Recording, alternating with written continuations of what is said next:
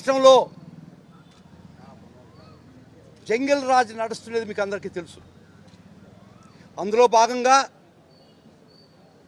మే 6 ఉదయం on the intervening knight of 5/6 5వ తేదీ ఏకోజామున 6వ తేదీ ఉదయం గాదే సాయి కృష్ణ అనే ఒక అతన్ని మార్కాపురం నుంచి కమిషనర్ ఆఫ్ పోలీస్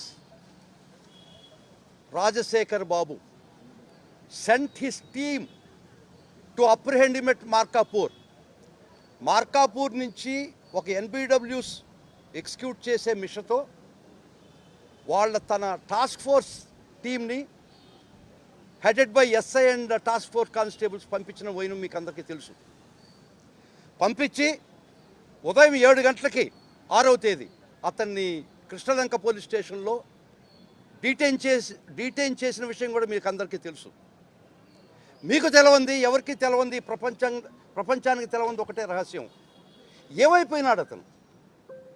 వాళ్ళ తల్లి గోడున చంపితే చంపారయ్యా, అట్లీస్ట్ ఒక అర్న్ ఆఫ్ యాష్, ఒక బూడిద పళ్ళెం, ఒక బూడిద పట్లం నాకు ఇవ్వమని అడిగిన కరగనటువంటి మనస్తత్వం కలిగినటువంటి కరుడు కట్టినటువంటి ఈరోజు ముద్దాయిలు చేసినటువంటి పోలీస్ ఆఫీసర్స్ వాళ్ళు 28వ తేదీ ముఖ్యంగా కృష్ణలంక పోలీస్ స్టేషన్కి పోయిన తర్వాత వాళ్ళ గాదే సాయికృష్ణ మదరు సిఐ నాగరాజుని అడగద్ది, నువ్వు పంపించేసేయ్యా, మళ్ళా నువ్వు ఎప్పుడు కావాలంటే తిరిగి తీసుకొస్తానని చెప్తే, ఎంత ధైర్యం ఈ రాష్ట్రంలో! రాజ్యాంగం ఏడుందా? నీ కొడుకుని చంపేస్తున్నావు, పూలమాలకు రెడీ చేసుకొని చెప్పినటువంటి వైనం మీకు ఆ విషయం తెలుసో తెలియదు. తర్వాత ఏమైపోయినాడో ఎవడికి తెలియదు. వాళ్ళ తల్లి ఒక అడ్వకేట్ ద్వారా, కనకదుర్గ అనే అడ్వకేట్ ద్వారా మే 28 ఇదే డీజీపీకి హరీష్ కుమార్ గుప్తా గారికి అండ్ సిపి రాజశేఖర్ బాబు గారికి మెయిల్స్ పంపించింది. ఇట్లా నా కుమారుణ్ణి 9వ తేదీ ఆ ప్రాంతంలో పట్టుకొచ్చారు, పోలీస్ స్టేషన్లో ఉన్నాడు, చిత్రహింసలు పెడుతున్నారు, చంపేసేటట్టుండారని ఈ డీజీపీకి ఈ కమిషనర్కి మెయిల్స్ పంపించడం జరిగింది. అయినా స్పందించలే. ఎందుకంటే నిద్రపోయేవాళ్ళని లేపొచ్చు, నిద్ర నటించేవాళ్ళని లేపగలుస్తున్నా. You can wake up a person who is sleeping, but you cannot wake up a person who is pretending the sleep. వాళ్ళకి 6వ తేదీ తెలుసు, తీసుకొచ్చిందే కమిషనర్ టాస్క్ ఫోర్స్. వాళ్ళు కొత్తగా తెలిసేది 28, దాన్ని ఖాతరు చేయలేదు. చేయకుండా ఉన్నప్పుడు మరలా ఈ గౌరవ మ్యాజిస్ట్రేట్ కోర్టులో సీసీ ఫుటేజ్ ప్రిజర్వ్ చేయమని ఒక పిటిషన్ వేయడం జరిగింది. దానిలో రెస్పాండెంట్ ఈ కమిషనర్, దానికి కూడా ఖాతరు చేయలేదు. అప్పుడు తెలుసు కదా మీరు ఇల్లీగల్ డిటెన్షన్లో పెట్టున్నాడని మీకు జూన్ 5 మీ దగ్గర పిటిషన్ వేశారు కదా, మీరు దానిలో ప్రతివాది కదా, అప్పటికి పట్టించుకోలేదు. తర్వాత వాళ్ళ తల్లి హెబియస్ కార్పస్ పిటిషన్ గౌరవ హైకోర్టులో వేయడం జరిగింది. అది 2వ తేదీ ఫైల్ చేసింది, 4 విచారణకు వచ్చింది. 4 విచారణ రోజు మాకు ఇన్స్ట్రక్షన్స్ కావాలా, దీని గురించి తెలుసుకోవాలి విషయాలని చెప్పి 15కు టైం అడిగారు. 15 ఈ డీజీపీ హరీష్ కుమార్ గుప్తా కమిషనర్ తరఫున ఏమి చెప్పారంటే, వీళ్ళు ఏమి చెప్పించారంటే గౌరవ హైకోర్టుకి 15 జూన్, ఇది చాలా స్పష్టంగా గుర్తుపెట్టుకోండి.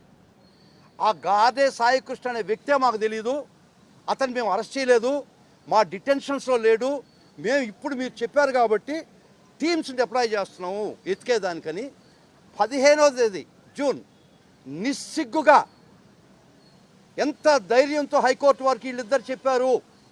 ప్రతివాదులుగా ఉన్నటువంటి హరీష్ కుమార్ గుప్తా, ప్రతివాదిగా ఉన్నటువంటి రాజశేఖర్ బాబు హైకోర్టులో ఈ విధంగా చెప్పడం జరిగింది. సరే, అక్కడ వదిలేస్తాం. కానీ మళ్ళా చెప్తున్నాను, ఒక క్రైమ్ ఎవడైనా ఎంత పర్ఫెక్ట్గా చేసినా కూడా he leaves a foot print somewhere, crime foot print అంటారు. వాళ్ళ వదిలినటువంటి క్రైమ్ ఫుట్ ప్రింటు 29వ తేదీ నాగరాజుని రిమాండ్ చేసేటప్పుడు ఒక విషయం రాశారు అలా, ఇది నిజమే. 6వ తేదీ మేము పట్టుకొచ్చాము, మే మేఆరే పట్టుకొచ్చాము, స్టేషన్లో హ్యాండ్ ఓవర్ చేశాము అని ఏళ్ళ రిమాండ్ రిపోర్ట్లో రాసింది. కానీ ఈ పట్టుకొచ్చినటువంటి కమిషనరు తర్వాత డీజీపీ హరీష్ కుమార్ గుప్తా 15వ తేదీ వాడు ఎవడో తెలియదు అంటారు. మే 6వ తేదీ పట్టుకొచ్చింది ఒక రికార్డులో మీరే రాశారు. మీ రికార్డు ప్రకారమే రిమాండ్ రిపోర్ట్లో మే 6 పట్టుకొచ్చినట్టు మీరే ఒప్పుకున్నారు. కానీ జూన్ 15 నుంచి హైకోర్టుకు వస్తారు మాకు ఎవడో తెలియదన్నారు. తర్వాత మే 28వ తేదీ వాళ్ళ తల్లి మీకు మెయిల్స్ ఇచ్చింది, మీరు యాక్ట్ చేయలేదు. You are conspired, colluded with SHO Nagaraju to prevent him being made an accused. మీరు అతన్ని ముద్దాయిగా చేయకుండా రక్షించడానికి, ఎవిడెన్స్ని డిస్ట్రాయ్ చేయడానికి మీరు సహకరించారు. అది క్రిమినల్ కాన్స్పిరసీ. రెండోది, you have abetted the case by illegal omission. మీరు ఆ ప్రకారం ముద్దాయిలు. మీకు తెలిసి కూడా ఈ ఈ ఈ క్రైమ్లో ఇంత దురదృష్టకరమైనటువంటి ఘోరమైనటువంటి ఈ ఈ అఫెన్స్లో మీ సహకారం వల్లనే అసిస్టెంట్ కమిషనర్ ఆఫ్ పోలీస్ మానస వారు, కమిషనరు అండ్ డీజీపీ మీ యొక్క ముగ్గురి సహకారంతో మాత్రమే ఈ అఫెన్స్ నాగరాజు చేయగలిచాడు. మీకు ప్రతిరోజు ప్రతి స్టేషన్లో ఎస్బీ కానిస్టేబుల్ ఉంటాడు. ప్రతిరోజు స్టేషన్కి మీకు రిపోర్ట్స్ పంపిస్తాడు. డిఎస్ఆర్ అంటారు, అది డైలీ స్టేటస్ రిపోర్ట్. దాని ప్రకారం ఆ స్టేషన్లో ఎవరు డిటెన్షన్లో ఉండారు, ఎవరు ఇల్లీగల్ డిటెన్షన్లో ఉండారు, ఎవరిని వదిలేశారని మీకు ఎవ్రీ డే కమిషనర్కి, డీజీపీకి, అసిస్టెంట్ కమిషనర్కి రిపోర్ట్స్ వస్తున్నాయి కదా. 6వ తేదీ తీసుకొచ్చాడు మీ రికార్డులోనే ఉంది కదా. 7, 8, 9, 10, 28 దాకా వాళ్ళ అమ్మ చంపేస్తున్నారో అతను ప్రొడ్యూస్ చేయలేదు కోర్టులో అని మీకు చెప్తే, మీరు ఈ క్రైమ్లో భాగస్తులు కాబట్టి, ఈ క్రైమ్ మీకు మీరు సహకరించారు కాబట్టి మీకు నిమ్మకు నీరెత్తినట్టున్నారు. కానీ ఒక్కటి మటుకు చెప్తున్నా, చట్టంలో be you ever so high, the law is above you. However taller you are, the law is still taller than you. ఎంత పొడుగైనా ఉండండి మీరు, కానీ మీకన్నా చట్టం పొడుగ్గా ఉంటుంది. మీరు ఎంత బలవంతులైనా ఉండండి, మీకన్నా చట్టం బలంగా ఉంటుంది. అది ఆ ఒక్క న్యాయ వ్యవస్థలో ఉన్నటువంటి గౌరవం, గొప్పతనం అదేను. ఇంత ఈ క్రైమ్లో మీ యొక్క సహకారంతో, మీ యొక్క దీంతో ఈ ఇంత పెద్ద అఫెన్స్ నాగరాజు చేయగలిచాడు. మీరు సకాలంలో యాక్ట్ అయ్యి ఉంటే 6వ తేదీ పట్టుకొచ్చినాడు, 7వ తేదీ మీకు డిఎస్ఆర్ పోయి ఉంది కదా, మీకు వచ్చింది కదా. 7వ తేదీ స్టిల్ డిటెన్షన్లో ఉండాలంటే మీరు అప్పుడు యాక్ట్ చేయాలి కదా. ఎప్పుడు దాకా చేయలేదు. జూన్ 15 కూడా మాకు తెలియదు, మేము అరెస్ట్ చేయలేదని చెప్పినటువంటి వైను వీళ్ళు ఇద్దరు. హరీష్ కుమార్ గుప్తా, ఈ కమిషనరు, హైకోర్టు వారి దగ్గర వాళ్ళ అడ్వకేట్ ద్వారా రెస్పాండెంట్స్ వీళ్ళను, ఈ ఇద్దరు రెస్పాండెంట్స్ చెప్పించిన మాట, జడ్జి గారు రాసినటువంటి order, the AGP representing all the respondents. ఆ చెప్పినటువంటి ఏజీపీ డీజీపీని, కమిషనర్ని రిప్రజెంట్ చేస్తూ చెప్పిన మాటలని చెప్పాడు. మీరు 15వ తేదీ కూడా నాకు తెలవదని చెప్పారు ఒక సైడు. 6వ తేదీ మీరు 29వ తేదీ జూన్ నాగరాజు రిపోర్ట్లో 6వ తేదీ పట్టుకొచ్చాను మీరే చెప్పారు కదా. మీకు తెలుసు కదా, వాళ్ళ అమ్మ వాళ్ళ మదర్ మీకు 28 మే మీకు మెయిల్స్ ఇచ్చింది కదా. అప్పుడైనా మీకు తెలియకుండా జరిగి ఉంటే మీరు స్టేషన్ రైడ్ చేసి ఉండాలి కదా. నాగరాజు మీద ఆ రోజే కేసు రిజిస్టర్ చేసి ఉండాల్సింది కదా. నాగరాజుకు టైం ఇచ్చి, నాగరాజు అన్ని పనులు పూర్తిగా సక్కపెట్టుకునే దానికి మీరు సహకరించారు కాబట్టి కాన్స్పిరసీలో ముద్దాయిలు. మీరు అబెట్మెంట్ బై ఇల్లీగల్ ఒమిషన్ దాని ప్రకారం మీరు ముద్దాయిలు కాబట్టి ఈ హత్య కేసులో co conspirators Harish Kumar Gupta, Rajasekhar Babu and ACP Manasa ఈ విధంగా సిట్ వేశారు కదా అని అడిగారు కోర్టులో. ఆ సిట్టు మీకు అందరికీ తెలుసు, రుబాబుద్దీన్ షేక్ కేసుని ఒక పోలీసు వాడు, జ్యూరీ, జడ్జి, ఎగ్జిక్యూషనర్ వాళ్ళేనా? వాళ్ళే తప్పు చేసి వాళ్ళే ఇన్వెస్టిగేట్ చేసి వాళ్ళే న్యాయ నిర్ణేతలేనా? కాదు కదా. Jury, judge and executioner one and the same ఉండొచ్చా? ఉండడానికి లేదు కదా.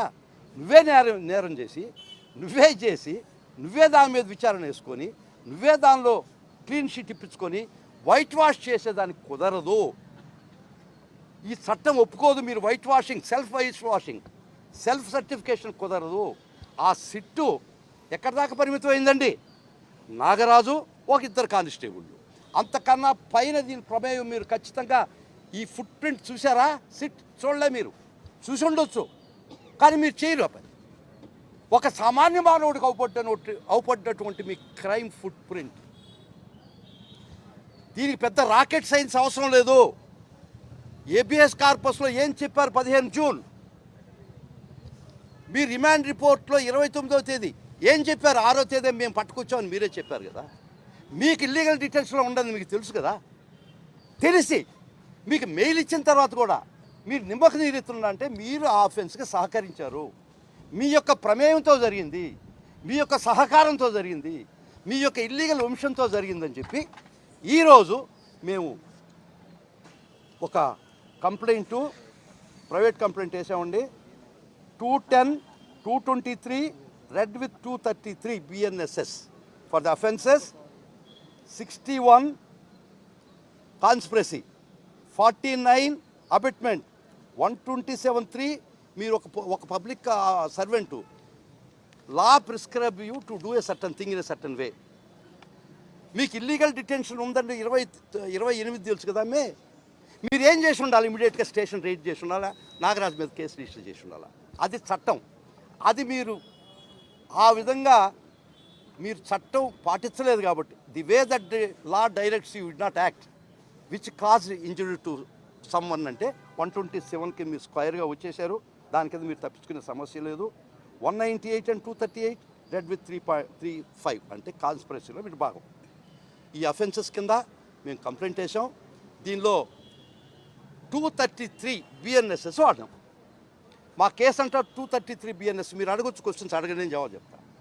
ఒక ఇన్వెస్టిగేషన్ జరుగుతుంటే, ఒక ఇన్వెస్టిగేషన్ ప్రోగ్రెస్లో ఉంటే నువ్వు ఏలో కాలో పెట్టి ప్రైవేట్ కంప్లైంట్ ఎట్టేస్తారు, నీకు అందరికీ ఉండి ఉంటుంది, చెప్తాను.